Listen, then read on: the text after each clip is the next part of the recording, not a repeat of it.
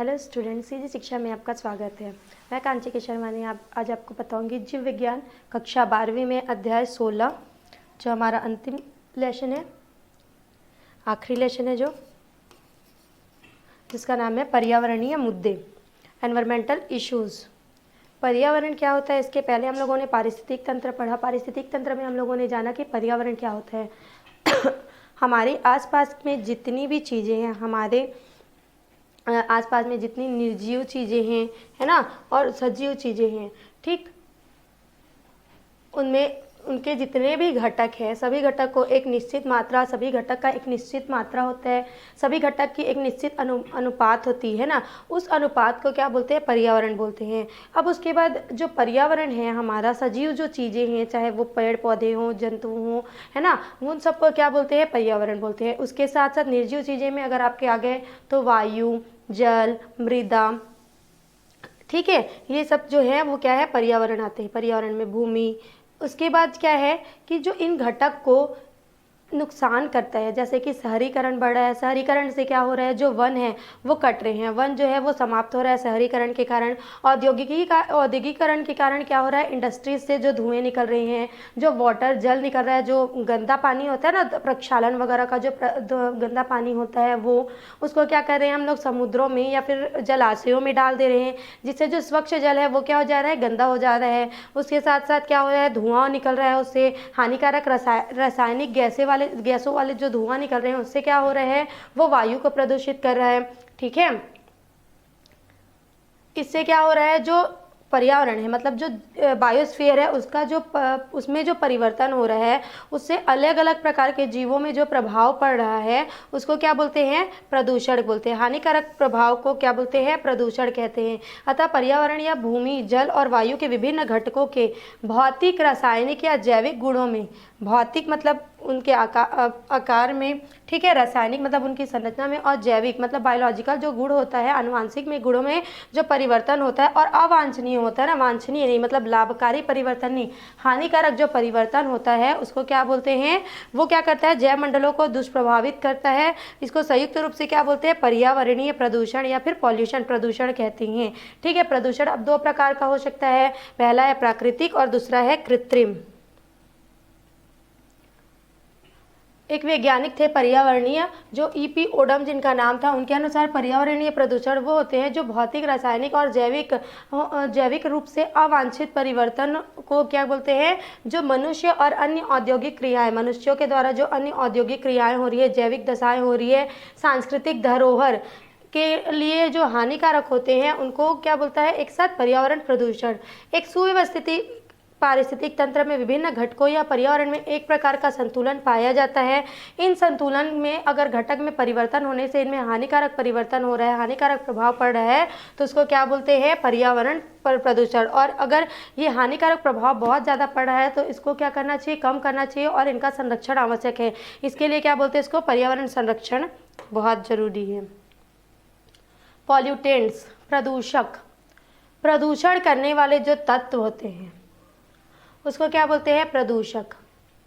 Smith के अनुसार प्रदूषक वे पदार्थ होते हैं जो हमारे द्वारा बनाए गए या तो हमारे द्वारा जो सामान, जो कुछ चीज़ें यूज़ कर रहे हैं, प्रयोग में लाए गए हैं, उससे जो अवशेष रह गए उसको अगर हम लोग फेंकते हैं तो जो जैव मंडल है उसमें वो प्रवेश करता है, और प्रवेश करने के पश्चात पारिस्थितिक तंत्र में उसकी क्रियाशीलता को बढ़ा देता है, जिससे क्या होता है? उससे प्रभावित करता है तथा पौधे एवं जंतुओं पर हानिकारक प्रभाव डालते हैं। उसको क्या बोलते हैं? एक साथ प्रदूषक बोलते हैं, पॉल्यूटेंट्स बोलते हैं। प्रदूषक मतलब एक चीज़ मान के चलो, जो चीज़ पर्यावरण को हानि पहुंचा रहा है, जिस चीज़ के थ्रू जो पर्यावरण को हानि पहुंचा रहा है। जैसे कि अगर हम लोग इंडस्ट्री लेते हैं तो इंडस्ट्री से क्या होता है? औद्योगिक, क्या बोलना चाहिए? औद्योगिक ही बोलेंगे। उसमें से क्या निकलता है? इंडस्ट्री जो चिमनी वगैरह होता है उसमें से धुआं निकल रहा है। ठीक है, तो जो धुआं होता है वो क्या करता है? धुआं जाता है और वायु को प्रदूषित करता है। ठीक है, तो जो धुआं है वो क्या हो गया? प्रदूषक। जो अगर शेष बचे अवशेष होते हैं ना, अवशेष सामान बन गया, उसके बाद कुछ प्रोडक्ट जो होते हैं, रॉ मटेरियल, उनके कुछ अवशेष बच जाते हैं जिनका उपयोग हम नहीं कर सकते, उनको क्या करते हैं? हम लोग फेंक देते हैं। तो इससे भूमि गंदा हो रहा है, मृदा गंदा हो रहा है, तो ये जो अवशेष है उसको क्या बोलेंगे? प्रदूषक। ठीक है, प्रमुख पर्यावरणीय प्रदूषक कौन कौन से हैं? चिमनियों की कालिख, धुआं, टार, धूल एवं ग्रीट, गैसें में है sulphur dioxide, carbon monoxide, nitrogen oxide, hydrogen sulphide, ammonia, chlorine, fluorine आदि। रासायनिक पदार्थ है, धातुएं हैं। आर्थिक बीज में है आपका कीटनाशक, कवकनाशी एवं जैवनाशक। रेडियोधर्मी पदार्थ में आपका यूरेनियम, प्लूटोनियम। उर्वरक में आपका नाइट्रोजन, फास्फोरस एवं अन्य उर्वरक। सीवेज जैसे शहरों का जो गंदा जल होता है वो। ध्वनि से है ऊष्मा प्रदूषकों के प्रकार, उनकी प्रकृति और पारिस्थितिक दृष्टिकोण से निम्नलिखित दो प्रकार से विभाजित किया गया है। प्रदूषकों के प्रकार को उनके प्रकृति और पारिस्थितिक तंत्र में उनका जो दृष्टिकोण है, मतलब पारिस्थितिक तंत्र को वो किस प्रकार से प्रभावित करते हैं, उस हिसाब से उसको दो प्रकार में बांटा गया है। पहला है जैव क्षयकारी प्रदूषक। क्या है? जैव क्षयकारी प्रदूषक वे प्रदूषक होते हैं जिनका अपघटन सूक्ष्म जीवों द्वारा सरल और अहानिकारक कम हानिकारक पदार्थों में किया जा सकता है। ज़्यादा हानिकारक से कम हानिकारक पदार्थों में किया जा सकता है। सूक्ष्म जीवों द्वारा अपघटन हो जाता है, जैसे कि मल मूत्र, बेकार लकड़ी, कपड़ा, कूड़ा करकट इत्यादि। हालांकि इनका विवेकहीन उपयोग जो होता है वो हानिकारक होता है, लेकिन कम मात्रा में लाभदायक प्रभाव को छोड़ते हैं।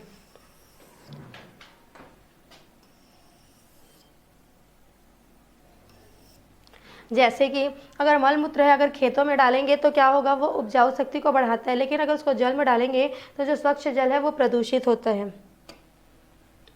फिर है जैव अक्षयकारी प्रदूषक।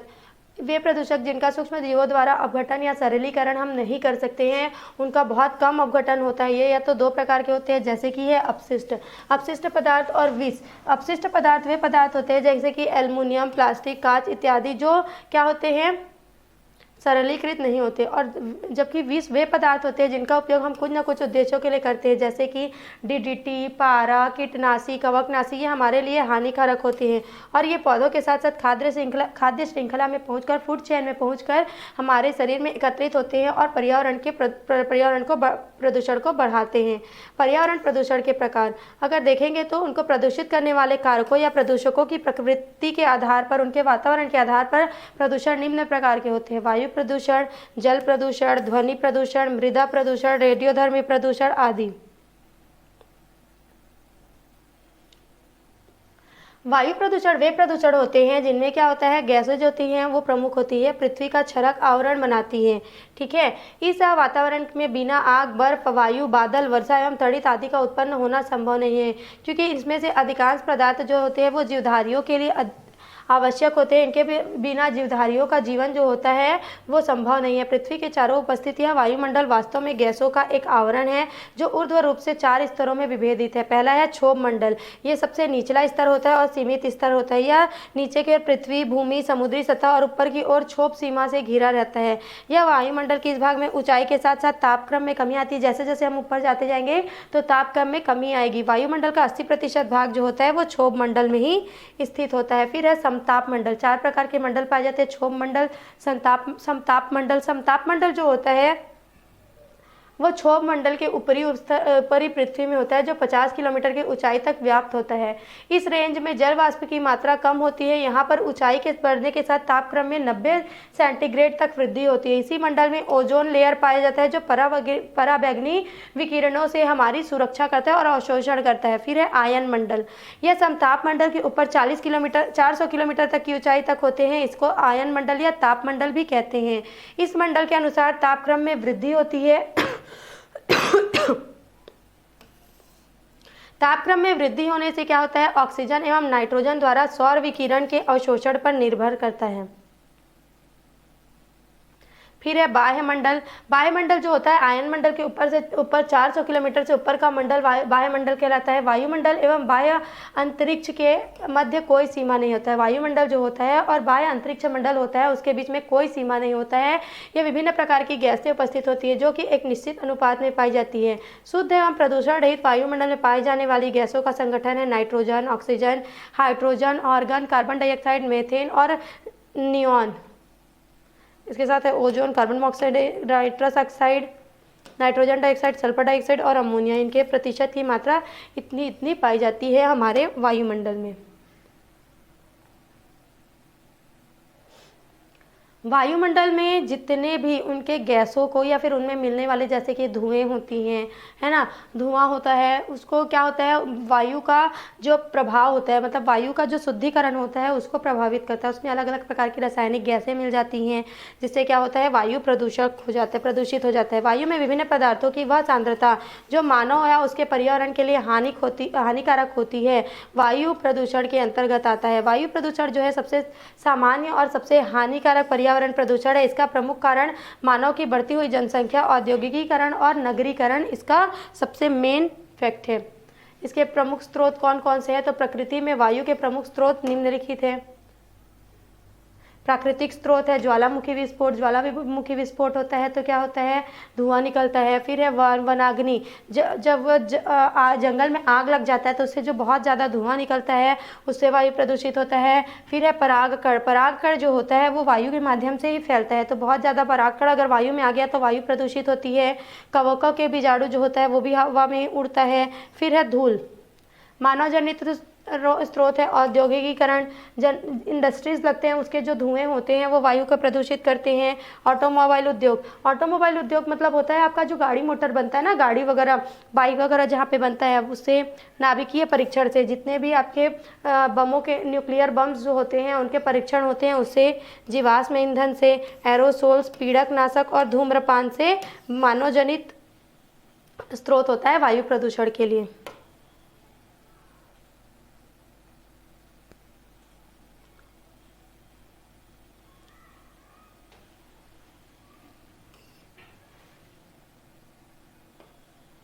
फिर है मानव जनित स्रोत। अगर देखेंगे तो औद्योगिकीकरण में क्या होता है कि मानव जनसंख्या में वृद्धि हो रही है और अपनी आवश्यकताओं की पूर्ति के लिए क्या कर रहे हैं, वो सरल विधियों का उपयोग करके रासायनिक उद्योग और माइनिंग जैसे विद्युत गृह आदि की स्थापना कर रहे हैं। पेट्रोलियम शोधन केंद्र संयंत्र अपनी आवश्यकताओं की पूर्ति के लिए इन सब का उपयोग कर रहे हैं, ठीक है, उद्योग का बढ़ावा दे रहे हैं। तो ये जो उद्योग होते हैं वो लगभग वायु प्रदूषण के लिए 20% तक जिम्मेदार ठहराए गए हैं।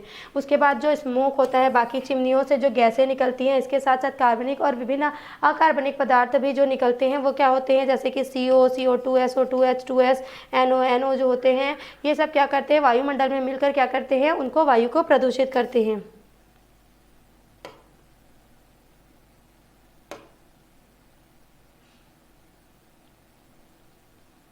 ऑटोमोबाइल उद्योग जो है वाहन प्रदूषण के लिए 75% तक जवाबदार होता है। जैसे कि क्या होता है, कार, ट्रक, बस, टैक्सी, स्कूटर, मोटरसाइकिल आदि में पेट्रोल, डीजल आदि के जलने से क्या निकलता है, कार्बन मोनोऑक्साइड निकलता है, नाइट्रोजन ऑक्साइड निकलता है, हाइड्रोकार्बन्स निकलते हैं, जो वायुमंडल में मुक्त होकर क्या करते हैं, उनकी सीमा को वायुमंडल में क्या करते हैं, वायु प्रदूषण को बढ़ावा देते हैं। इन गैसों के साथ साथ सीसा जैसी धातु के कण भी जो होते हैं वो मुक्त होते हैं। 1 गैलन पेट्रोल के जलने पर लगभग 3 पाउंड CO तथा 15 पाउंड NO मुक्त होते हैं, जो ऑटोमोबाइल्स में पेट्रोलियम पदार्थों के अपूर्ण दहन से मुक्त हाइड्रोकार्बन नाइट्रोजन के ऑक्साइड से क्रिया करके वायुमंडल में PAN परऑक्सी एसिटिल नाइट्रेट बनाते हैं। ये PAN जो होते हैं वो प्रकाश रासायनिक ऑक्सीडेंट होते हैं, जो कि ओजोन के साथ मिलकर प्रकाश रासायनिक स्मॉग उत्पन्न करते हैं, जो कि प्रकृति और मनुष्य सहित अन्य जीवधारियों या पेड़ पौधों के लिए अत्यधिक हानिकारक होता है। वाहन प्रदूषण कैसे कैसे होता है, तो ये ऑटोमोबाइल से होता है। स्टीम इंजन, जो ट्रेन का जो इंजन होता है उससे जो धुआं निकलता है उससे भी जो होता है वाटर एयर प्रदूषण, हवा का जो प्रदूषण होगा, वायु प्रदूषण वो होगा, ठीक है। एरोप्लेन से होता है। प्रकाश रासायनिक धुंध, जितने भी ऑटोमोबाइल से निकलते हैं, सन के लाइट में मिलते हैं, ऐसे ओजोन लेयर में जाकर उसको इफेक्ट करते हैं, ठीक है। रासायनिक धुंध के निर्माण के द्वारा होने वाली जो अभिक्रियाएं वो इस प्रकार से होती है। फिर है नाभिकीय परीक्षण। नाभिकीय परीक्षण या आणविक ऊर्जा जो होता है उसमें क्या होता है, जो अणु बम हम लोग अणु बम वगैरह का निर्माण करते हैं, जो विकसित देश जो है वो क्या करते हैं, अणु बम का निर्माण के पश्चात क्या करते हैं, नाभिकीय परीक्षण करते हैं, है ना। तो इसको क्या करते हैं, रेडियोधर्मी पदार्थों, जहाँ पे पॉपुलेशन कम होता है भले ही वहाँ पे करते हैं, लेकिन जहाँ पे नाभिकीय परीक्षण किया जाता है वहाँ पे क्या होता है, बहुत सारे गैस, धूल वायुमंडल में प्रविष्ट हो जाती हैं, और जो जगह होता है वो बहुत ज़्यादा गड्ढे में हो जाता है ना, तो उसमें क्या होता है, रेडियोधर्मी विकिरणें निकलती हैं। जो धूल होता है, जो गैसें होती है उसमें क्या होता है, रेडियोधर्मी विकिरणें भी निकलती है। उसके साथ साथ जो जीवधारियों में बहुत ज़्यादा हानिकारक होती है जीवधारियों के लिए। हिरोशिमा और नागासाकी में जो बम गिराए गए थे, इससे आज भी वहाँ के लोग जो है उनके संरचना जो है, बॉडी स्ट्रक्चर जो है उसमें इफेक्ट दिखाई देता है। जीवाश्म ईंधनों का उपयोग, जैसे कि लकड़ी, कोयला एवं जीवाश्म ईंधन का उपयोग करते हैं तो क्या होता है, उससे जो ऊर्जा निकलती है वो ऊर्जा का प्रमुख स्रोत है। ठीक है, उससे क्या किस लिए यूज़ करते हैं, खाना पकाने में, उद्योगों में, वाहन संचालन में किया जाता है। इन सभी से क्या होता है, जब जलता है ये सब तो क्या होता है, सह उत्पाद के रूप में CO, CO2, CH4, SO एवं नाइट्रोजन के ऑक्साइड के रूप में वायुमंडल में पहुंचकर वायु को प्रदूषित करते हैं तथा वायु को अनुपयोगी बना देते हैं। फिर है एरोसोल्स। एरोसोल्स जो होते हैं वो सुपरसोनिक जेट एवं विभिन्न प्रकार के स्प्रे से मुक्त किए जाते हैं। एरोसोल जो होता है वो फ्लोरोकार्बन एवं क्लोरोफ्लोरोकार्बन पाए जाते हैं जो कि वायुमंडल की सुरक्षात्मक ओजोन परत को नुकसान करती है। ठीक है, और ओजोन परत को नुकसान करने के कारण क्या होता है, जो सूर्य की प्रकाश में परावैंगनी विकिरणें होती हैं वो पृथ्वी की सतह पर पहुंचती है डायरेक्ट और जीवधारियों पर अपना प्रभाव डाल रही है। फिर है पीड़कनाशकों एवं खरपतवार नाशिकों का उपयोग, यूज ऑफ पेस्टिसाइड एवं वीडिसाइड्स। आजकल खेतों में क्या हो रहा है, पीड़कों एवं खरपतवारों को नष्ट करने के लिए रसायनों का उपयोग किया जा रहा है या पीड़कनाशियों का उपयोग बहुत ज्यादा मात्रा में किया जा रहा है। जो क्या कर रहे हैं, रासायनिक पदार्थ जो है स्प्रे और ध्रुमक के रूप में किया जा रहा है, जो क्या करता है वायु में मिल जाता है और वायु को प्रदूषित करता है। और उसके साथ साथ क्या होता है, वो जो खाद्य पदार्थ में मिल गया तो खाद्य पदार्थ के जरिए वो मनुष्यों में चला जाता है तो मनुष्यों के ऊपर और अन्य जीवधारियों के ऊपर, उनके शरीर पर अपना कुप्रभाव डाल रहा है। धूम्रपान, बंद कमरों, बसों एवं अन्य वाहनों के अंदर धूम्रपान करने से स्थान में जो वायु है उस स्थान में वो क्या हो रहा है, प्रदूषित हो रहा है। और धूम्रपान के साधन में तंबाकू का उपयोग किया जाता है। धुएं के साथ साथ जो तंबाकू है वो भी वायु में मिल जाता है जो कि मानव के लिए अत्यधिक हानिकारक होता है। प्रमुख वायु प्रदूषक एवं उनके प्रभाव, अगर गैसीय वायु प्रदूषक देखेंगे तो इनको समूहों में रखा गया है वायु प्रदूषकों को। फिर है ठोस कण। गैसीय वायु प्रदूषक क्या होता है, जो कोयला, पेट्रोल, डीजल इत्यादि के जलने से पैदा होता है, जिसमें क्या निकलता है, कार्बन मोनोऑक्साइड निकलता है। यह परिसंचरण तंत्र, सर्कुलेटरी सिस्टम को बहुत ज्यादा प्रभाव करता है। ये क्या करता है, जो रुधिर है, रुधिर के हीमोग्लोबिन में मिल जाता है और उससे ऑक्सीजन संवहन की जो क्षमता होती है, हमारे बॉडी को ऑक्सीजन कौन पहुंचाता है पूरे बॉडी में, तो जो हीमोग्लोबिन होता है, जो हमारा रक्त होता है उसमें जो हीमोग्लोबिन होता है वो ऑक्सीजन का सर्कुलेशन करता है हमारी बॉडी में, तो उसके साथ मिल जाती है तो ऑक्सीजन संवहन का जो क्षमता होता है वो कम हो जाता है। इसके कारण सुस्ती आना, सिर दर्द, दृष्टि और कमजोरी जो है वो भारअल्पता की शिकायत आदि आने लगती है। यदि वातावरण में इसकी प्रतिशत की मात्रा बढ़ जाए तो हीमोग्लोबिन की निष्क्रियता के कारण इसके संपर्क में रहने वाले जीवों की जल्दी ही मृत्यु हो जाती है। 2CO + O2 = 2CO, इस प्रकार का इसका रिएक्शन होता है। रक्त में कार्बोक्सिल हीमोग्लोबिन की मात्रा अगर 5% से अधिक हुई तो फेफड़ों और हृदय की क्रिया जो होती है वो प्रभावित होती है। इसके साथ कारण शरीर में ऑक्सीजन की पूर्ति करने वाले जो हीमोग्लोबिन होते हैं वो कम हो जाता है, जिससे शरीर में ऑक्सीजन की आपूर्ति कम हो जाती है। फिर है सल्फर डाइऑक्साइड जो है अपघटन, जैव अपघटन, ज्वालामुखी की सक्रियता, सल्फाइड युक्त खनिजों को जलाने या गलाने में सल्फर युक्त जीवाश्मी ईंधनों का उपयोग किया जा रहा है। आजकल कल कारखानों में सल्फर युक्त जो ईंधन होते हैं वो वायुमंडल में मिल जाता है, ठीक है, ऑक्सीजन के साथ मिल जाता है और ऑक्सीकरण के द्वारा सल्फर डाइऑक्साइड में बदल देता है, सल्फर मोनोऑक्साइड और सल्फर डाइऑक्साइड में बदल देता है। ये दोनों ही क्या होते हैं, हमारे स्वास्थ्य के लिए हानिकारक होते हैं। ये दोनों गैसें जल से क्रिया करके सल्फ्यूरस और सल्फ्यूरिक अम्ल बनाती हैं जो कि कोशिकाओं के लिए हानिकारक होते हैं। जब सल्फ्यूरस और सल्फ्यूरिक अम्ल वर्षों में के समय बनते हैं और जमीन पर वर्षा के साथ गिरते हैं तो इसे क्या बोलते हैं, अम्ल वर्षा। अम्ल वर्षा किसको बोलते हैं, तो जो सल्फ्यूरस जो होता है या फिर जो सल्फ्यूरिक अम्ल होता है वो कोशिकाओं के लिए, सल्फ्यूरस और सल्फ्यूरिक अम्ल जो होता है वर्षा के साथ जब धरती पर फिर से आता है उसको क्या बोलते हैं, अम्ल वर्षा कहते हैं।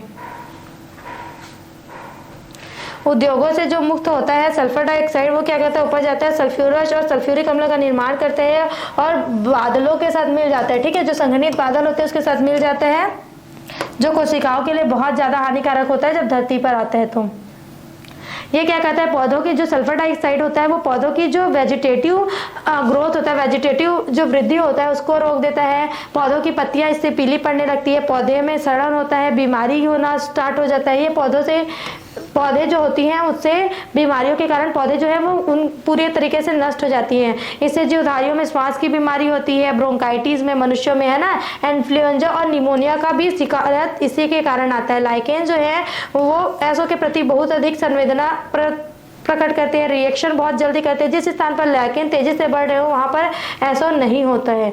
फिर तीसरा है हाइड्रोजन सल्फाइड, H2S गैस। ये क्या, एस गैस जो है ये गैस जो है सड़े अंडे जैसे गंध आती है। यह गैस सल्फाइड युक्त खनिजों को जलाने से बहुत अधिक मात्रा में निकलती है। जो सल्फाइड युक्त जो मिनरल्स होते हैं, सल्फाइड युक्त जो खनिज होते हैं, उनको जब जलाते हैं तो उससे निकलता है। इसके कारण पौधों में पतझड़, जंतुओं की आंख में जलन, गले में खराश और उल्टी आती है। यह गैस जो है वायुमंडल में हाइड्रोक्सिल मूलकों के साथ मिल जाता है और क्रिया करके ऐसा बनाता है जो वर्षा के जल के साथ घुलकर अम्ल बनाती है। फिर है कार्बन डाइऑक्साइड। यह जल में घुलनशील गैस है जो कि प्राकृतिक रूप से पौधों एवं जंतुओं के श्वसन क्रिया में उत्पन्न होती है, जबकि कृत्रिम रूप से CO जो होते हैं वो जीवाश्म के ईंधनों के जलने के कारण उत्पन्न होते हैं।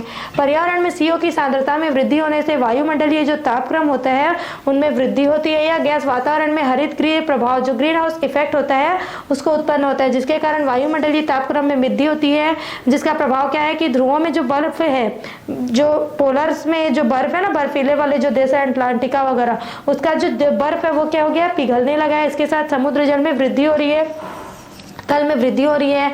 इसके कारण मौसमीय परिवर्तन होंगे तथा उत्तरी अक्षांशों में शीत ऋतु छोटी और वर्षा युक्त होगी, जबकि ग्रीष्म ऋतु लंबी और सूखी होगी।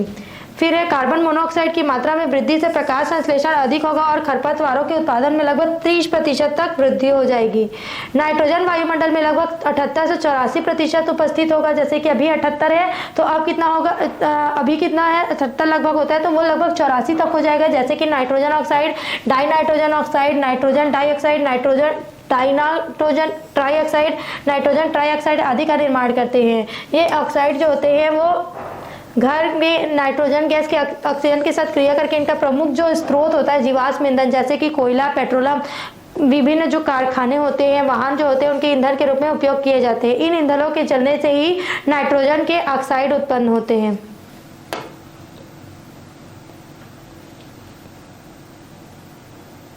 नाइट्रोजन डाइऑक्साइड जो होता है वो सूर्य प्रकाश की को अवशोषण करके नाइट्रिक ऑक्साइड एवं ऑक्सीजन का एक अणु बनाते हैं। यह ऑक्सीजन मोटर वाहनों से मुक्त अर्धजलीय और अजलीय हाइड्रोकार्बन अथवा हाइड्रोकार्बन मूलकों के साथ क्रिया करके पराक्सील मूलक का निर्माण करते हैं। ये जो पराक्सील मूलक होते हैं वो ऑक्सीजन के साथ क्रिया करके ओजोन का निर्माण करते हैं तथा NO2 से क्रिया करके परऑक्सी एसीटोन जो होते हैं वो नाइट्रेट का निर्माण करते हैं। परऑक्सिल नाइट्रेट जो होते हैं वो ऑक्सीजन के साथ गैसें मिलकर वायुमंडल में एक प्रकाश रासायनिक धुंध फोटोकेमिकल स्मोक का निर्माण करते हैं। यहाँ जो परऑक्सीटिल जो नाइट्रेट है वो क्या करता है, ओजोन के साथ क्रिया करता है और ओजोन के साथ क्रिया करके क्या करता है, वो एक धुंध का निर्माण वो करते हैं जिसको प्रकाश रासायनिक धुंध कहते हैं। ये क्या करता है, पूरे वातावरण में धुंधलापन ला देता है, जिसमें ओजोन दोनों ही जो परऑक्सीनाइट्रोल जो होता है, नाइट्रेट जो होता है वो भी विषैला हो जाता है, उसके साथ साथ ओजोन भी जो होता है वो भी विषैला हो जाता है। जिससे क्या होता है, आंखों में देखने में परेशानी शुरू हो जाती है, सांस लेने में कठिनाई हो जाता है, ये श्वसन दर को तीव्र कर देते हैं। उसके साथ साथ हानिकारक, ये पौधों के भी हानिकारक होते हैं, उनमें प्रकाश संश्लेषण की क्रिया को प्रभावित करते हैं, जिससे प्रकाश संश्लेषण में हरिमहीनता का आना, पत्तियों का सड़ जाना, पुष्प तथा फलों का गिर जाना, इस टाइप का बीमारी जो है वो दिखाई देती है। फिर है ओजोन। ओजोन जिसको O3 बोलते हैं, जो ऑक्सीजन का एक दूसरा रूप है। यह नीलापन लिए हुए एक विस्फोटक गैस है। समताप मंडल में ऑक्सीजन जो होता है उसके जो अणु है पराबैंगनी किरण के प्रभाव में क्रिया करके ओजोन बनाते हैं। यह ओजोन भी ऑक्सीजन में परिवर्तित होती रहती है। इस प्रकार प्रकृति में ऑक्सीजन एवं ओजोन में संतुलन बना रहता है। वायुमंडल में ऑक्सीजन जो होता है वो काफी ऊपर तक सुरक्षात्मक आवरण के रूप में उपस्थित होता है। जो सौर प्रकाश का पराबैंगनी मतलब सूर्य के प्रकाश से जो पराबैंगनी किरणें आती है उसको पृथ्वी पर आने से रोकता है, डायरेक्ट आने से, और इनके प्रभाव को मुक्त करता है। ठीक है, इससे क्या होता है, ओजोन का उपयोग जल साफ करने में, कपड़ा उद्योग में, तेलों के उत्पादन में किया जाता है। अगर कृत्रिम देखेंगे तो जिससे यह गैसें वायुमंडल में प्रवेश कर जाती है। इसके अतिरिक्त वायुमंडल में विभिन्न रासायनिक क्रियाओं के फलस्वरूप भी उत्पन्न होती है। वायुमंडल में उपस्थित NO गैस जो होता है विघटित होता है तो नवजात ऑक्सीजन बनाती है, जो कि O के अणुओं से क्रिया करके ओजोन का निर्माण करती है।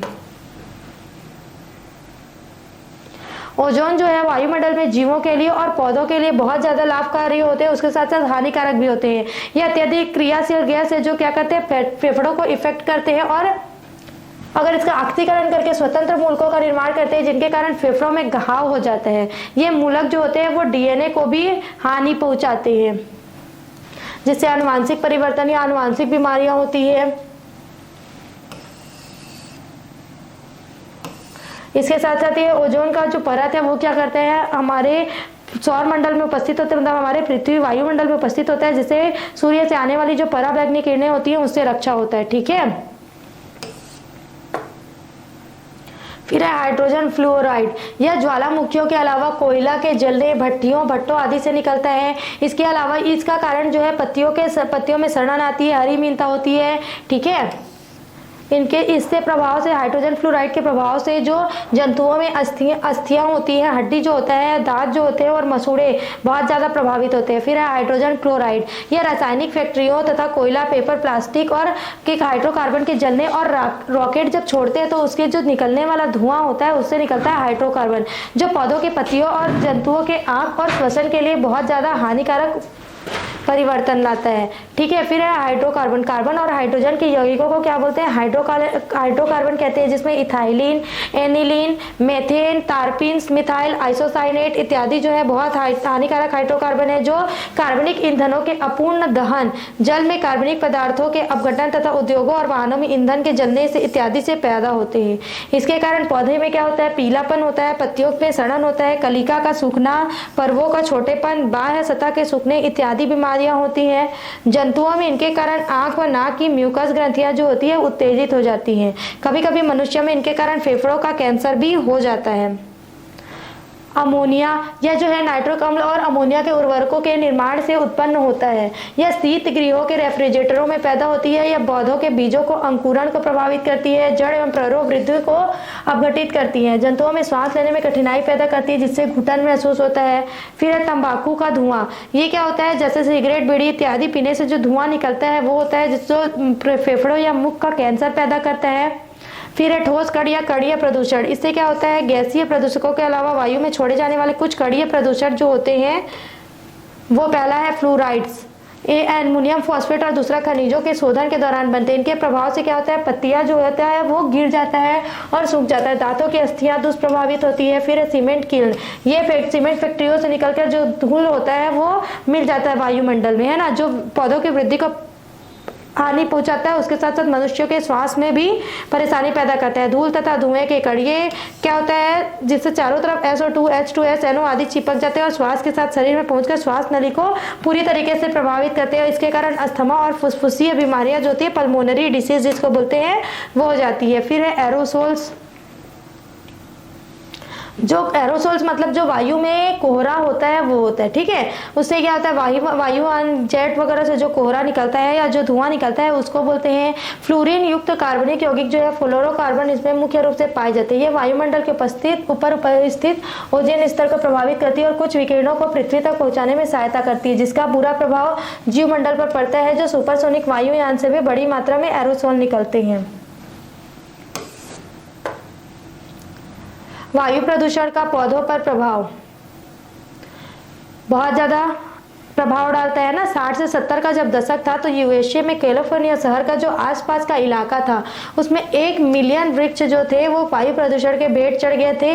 कुछ बाह्य लक्षण जो वायु प्रदूषण के कारण पौधों में परिलक्षित होते हैं। कोमल उत्तकों का क्षतिग्रस्त हो जाना, जो नए और कोमल उत्तक होते हैं वो मतलब उनको नुकसान पहुंचता है, नेक्रोसिस उत्पन्न होता है। पत्तियों में जो क्लोरोफिल वर्णक होता है उसका नष्ट होना, पौधों के वृद्धि के स्वभाव में अंतर होना। जब वायु प्रदूषण होता है तो पौधों का जो नॉर्मल ग्रोथ होता है उससे कम ही ग्रोथ होता है। परिपक्वता के पूर्व पत्तियों का पीला पड़ जाना, जब पत्तियां मैच्योर नहीं हुए रहती उससे पहले ही वो क्या पड़ जाती है, पीला पड़ जाती है। पादप अंगों का हरित जो ग्रीन हीमोग्लोबिन है, सॉरी क्लोरोफिल है, वो कम होगा तो क्या होगा, उससे पत्तियां जो है वो पीली पड़ जाएंगी। इसलिए पादप अंगों का छोटा होना और अविकसित होना, प्ररोहाग्र का सूखना, पौधों का विषैला हो जाना। उदाहरण स्वरूप आर्सेनिक की उपस्थिति में पौधों की जो पत्तियां हैं वो फल जो है वो आधी विषैलित हो जाती हैं। अगर मनुष्य पर देखेंगे तो ओजोन की उपस्थिति के कारण क्या होता है, श्वास नलिका की म्यूकस झिल्ली सूख जाती है, छाती में दर्द होता है, सर दर्द होता है, आंखों की रोशनी कम हो जाती है।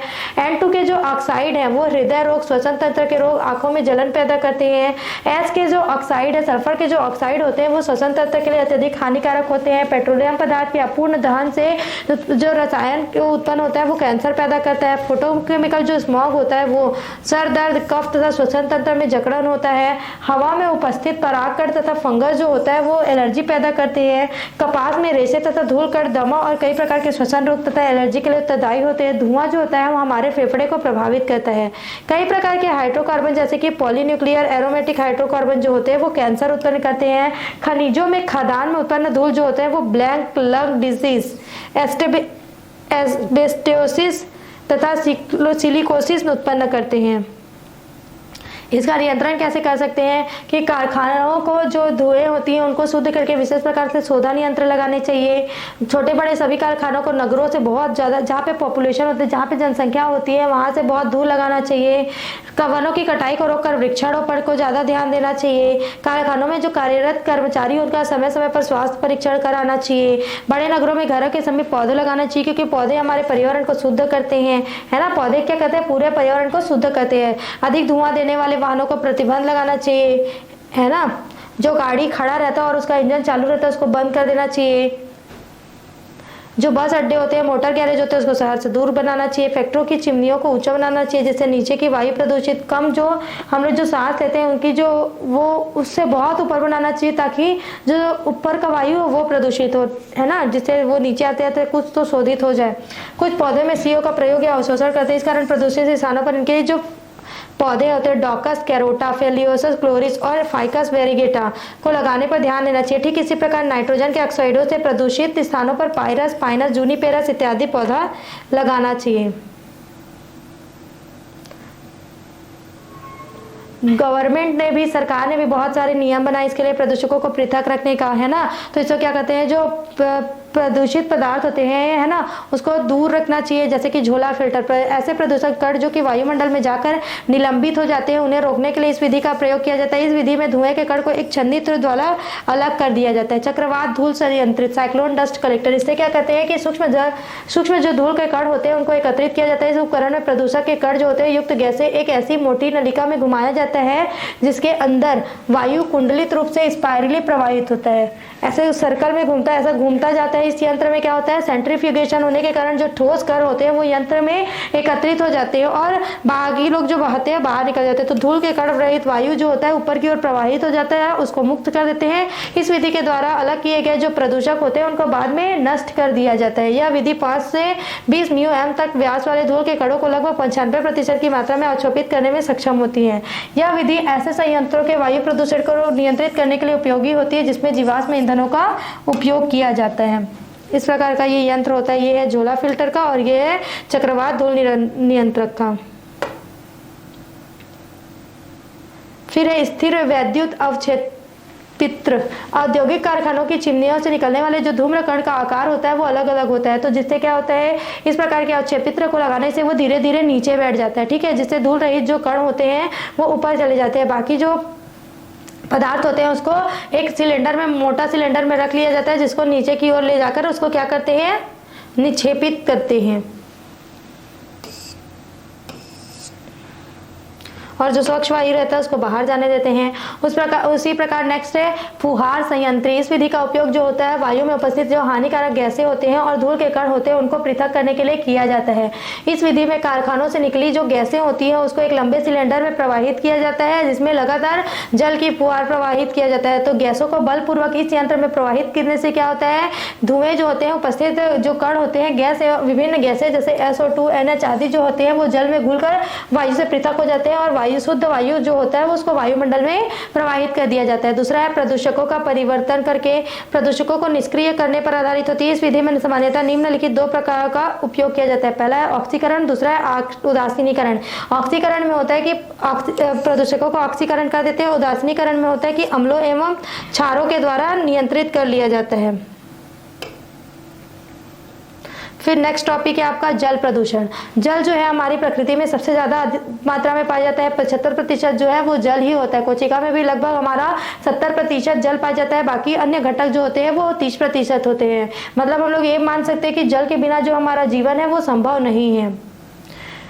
जो हम जीवधारी होते हैं उनको हर कार्यों में चाहे वो व्यापारिक कार्य हो, औद्योगिक कार्य हो, शारीरिक कार्य हो या फिर जो दैनिक कार्य होते हैं उनके लिए बहुत ज़्यादा आवश्यक होता है जल। ठीक है, तो अगर हम लोग अशुद्ध जल का ही उपयोग कर पाते हैं, अशुद्ध जल का उपयोग जो होते हैं वो हम लोग नहीं कर पाते। उसका भौतिक, रासायनिक और जैविक गुण अलग अलग होते हैं। इनमें से किसी भी प्रकार से मनुष्य जिनका परिवर्तन करते हैं, तो ये जो अशुद्ध जल होते हैं वो जीवधारियों पर भी और मनुष्यों पर भी और पौधों पर भी क्या करते हैं, बहुत ज़्यादा गहरा प्रभाव डालते हैं।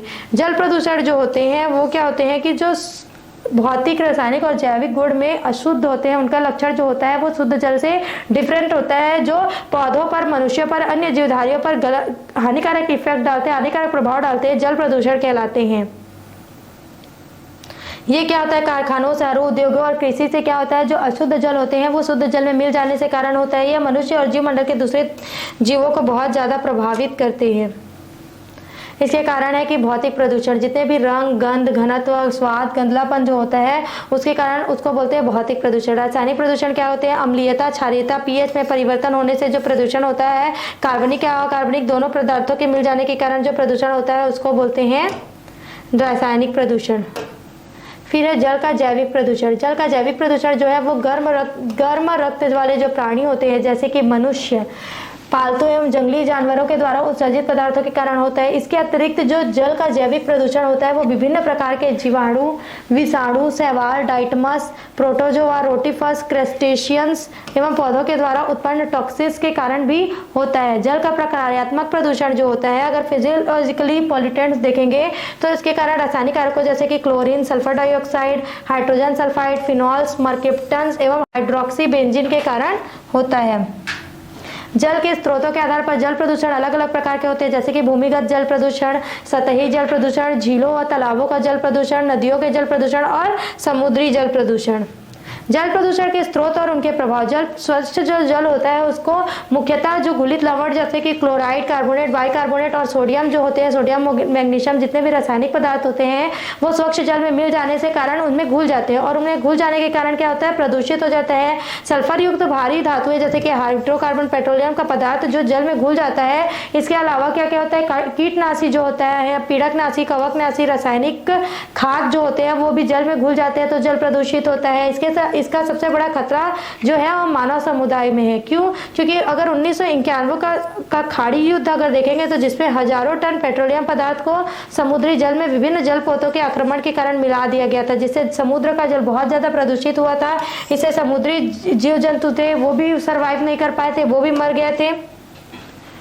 ठीक है, जल को प्रदूषित करने वाले प्रमुख स्रोत कौन कौन से हैं, तो वाहित मल एवं घरेलू अपशिष्ट। जो घरेलू अपशिष्ट निकलता है या फिर जो सीवेज होता है वो बाहर उसको डाल दिया जाता है जल में, तो उसके कारण होता है घरेलू अपमार्जक। डोमेस्टिक डिटर्जेंट जितने भी यूज करते हैं, साबुन, सर्फ, वो जब उसका पानी अगर हम लोग मिला देंगे तो क्या होगा, जल प्रदूषित होगा। औद्योगिक बहिष्प्रवाही, जो इंडस्ट्री में जितने भी अवशेष बचते हैं उनको क्या करते हैं, जो अनुपयोगी पदार्थ होते हैं उनको जल में मिला देते हैं। पीड़कनाशी और उर्वरक। पीड़कनाशी जो खेतों में यूज किया जाता है, खरपतवार नाशी, उसको भी जल में मिला देने से होता है। फिर उर्वरक जो हम लोग खेतों में करते हैं यूज, तो वो क्या होता है, पानी जब गिरता है या फिर पानी जब डाला जाता है तो उससे बहकर वो जल में मिल जाता है। फिर तापीय प्रदूषक, जो थर्मल पॉल्यूटेंट्स होते हैं वो। फिर तेल रिसाव, जहाँ पे तेल जो जल में मिल जाता है तो जिससे क्या होता है वो उनमें के जो जंतु होते हैं वो सर्वाइव नहीं कर पाते। इसको भी, ये भी है आपका जल प्रदूषण का प्रमुख कारण।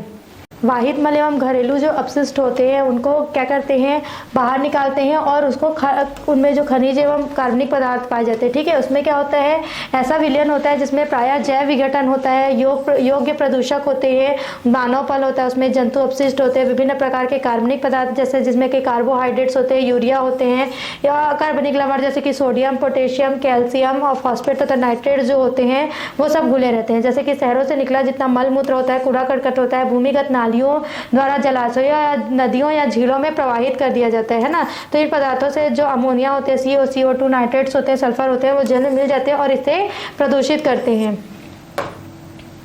हानिकारक प्रभाव क्या होता है कि वाहित मल रोगजनक होता है, जिससे प्रोटोजोआ की वृद्धि होती है और उससे बीमारियां होता है। ठीक है, जैसे टाइफाइड होता है, सिगुलर डिसेंट्री, जीवाणु, बैसिलरी डिसेंट्री जैसे कि रोग होते हैं। कि वाहित मल में देखेंगे तो कृमियों के अंडाणु होते हैं, लार्वा होते हैं जो कि मनुष्य में परजीवी होते हैं।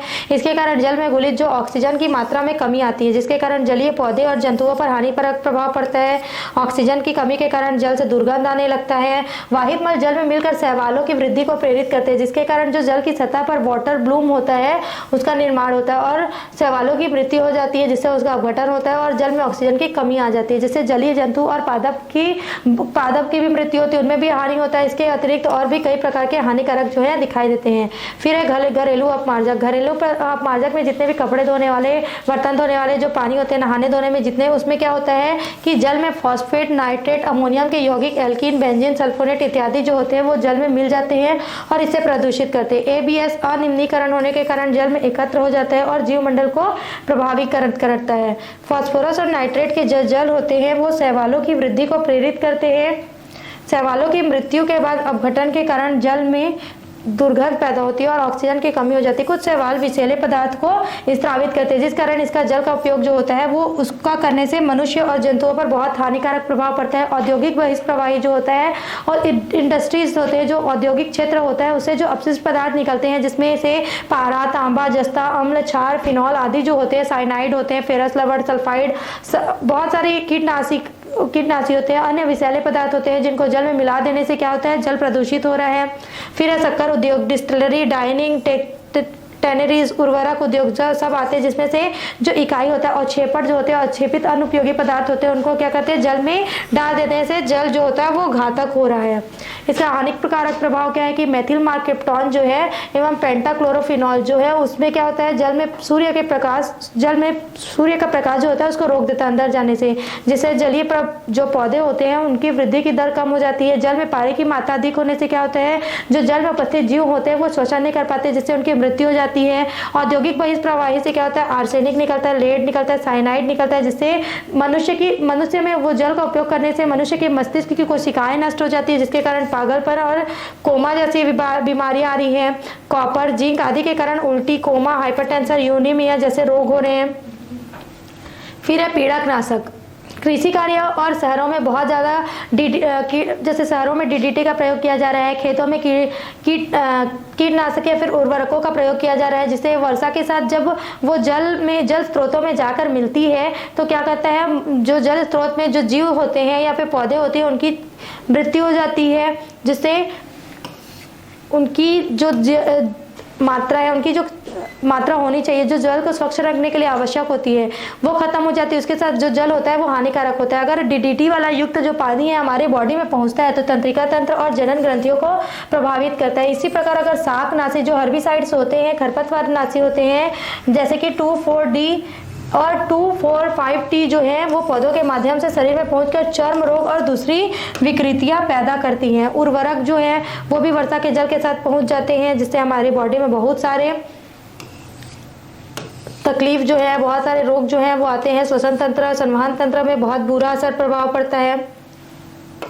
उसके साथ साथ जलीय जंतु जो होते हैं, जल प्रदूषण के कारण जलीय जंतु जो होते हैं या फिर पादप जो होते हैं उनको भी बहुत ज़्यादा हानि होता है। फलों और सब्जियों का आकार तो बढ़ता है परंतु उनमें रोग जो होता है उसमें भी वृद्धि होता है। और उस फल और जो पौधे होते हैं उसको हम लोग जब सेवन करते हैं तो उससे भी हमारे शरीर में जो कीटनाशी है वो डायरेक्ट हमारे शरीर में पहुंचता है, उर्वरक जो है वो डायरेक्ट हमारे शरीर में पहुंचता है, जिससे हमको हमारे बॉडी को बहुत ज़्यादा नुकसान होता है। ठीक है, जल में इनकी वृद्धि होने से, जल में जब कीटनाशी जब पहुंचता है या पीड़कनाशी जब पहुंचता है तो शैवालों पे अधिक वृद्धि होती है। शैवाल जो होते हैं उनमें शैवालों की वृद्धि होने के कारण ऑक्सीजन की कमी आ जाती है तथा जल का BOD बढ़ जाता है। इसके कारण मछलियां और अन्य जंतु हैं उनकी मृत्यु हो जाती है। फिर है तापीय प्रदूषक।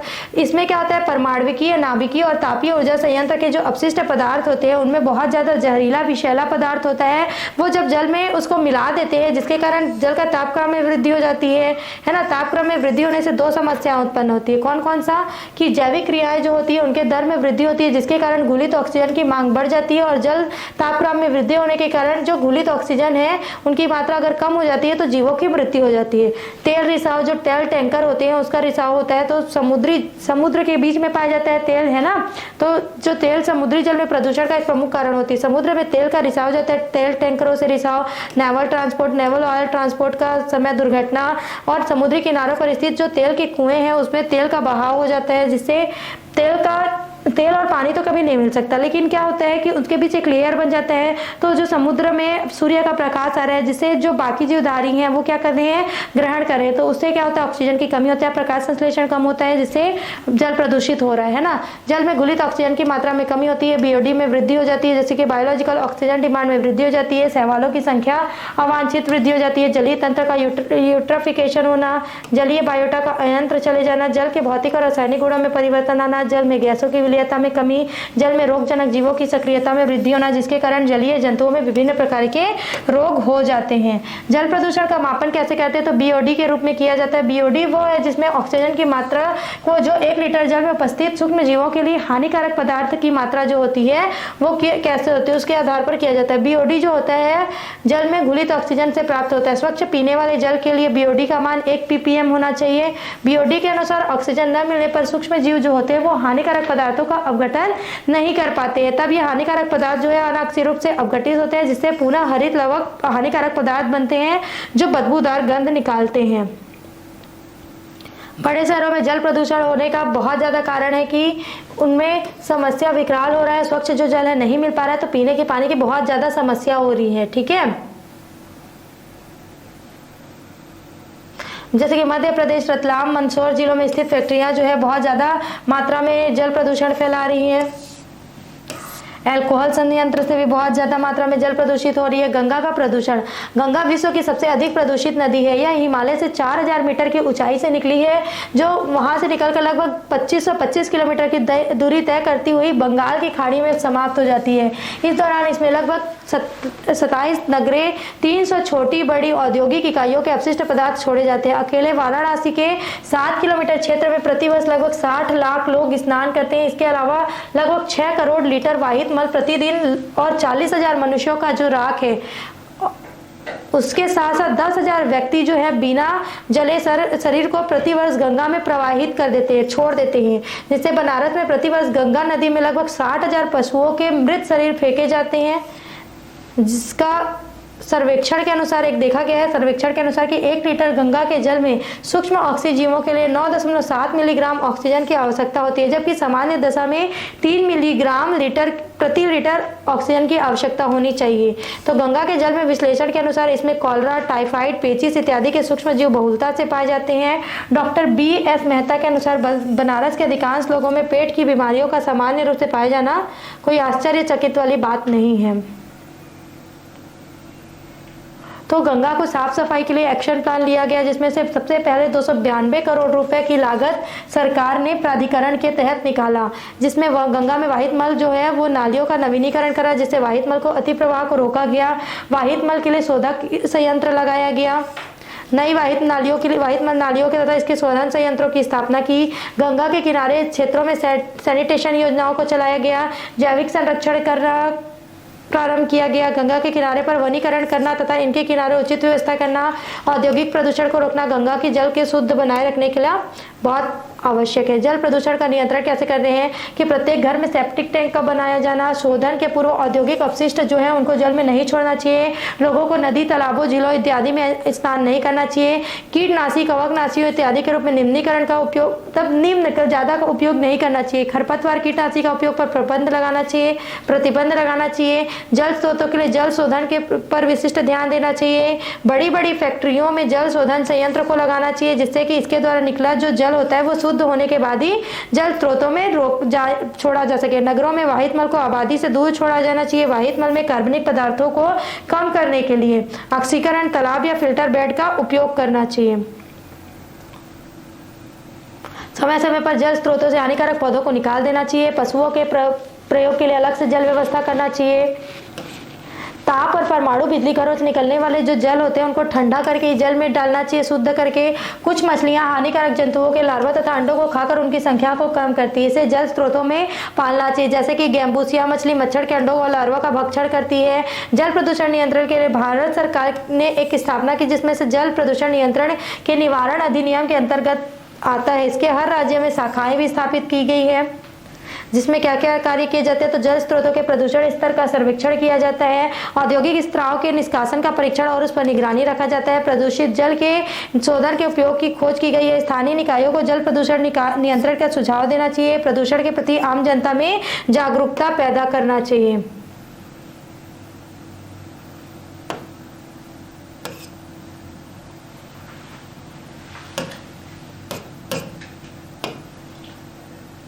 आई होप आपको इतनी से जो टॉपिक है जल प्रदूषण और वायु प्रदूषण के वो क्लियर हो गई होगी। आगे के टॉपिक के लिए हमारे साथ जुड़े रहिए सीजी शिक्षा ऐप में। धन्यवाद।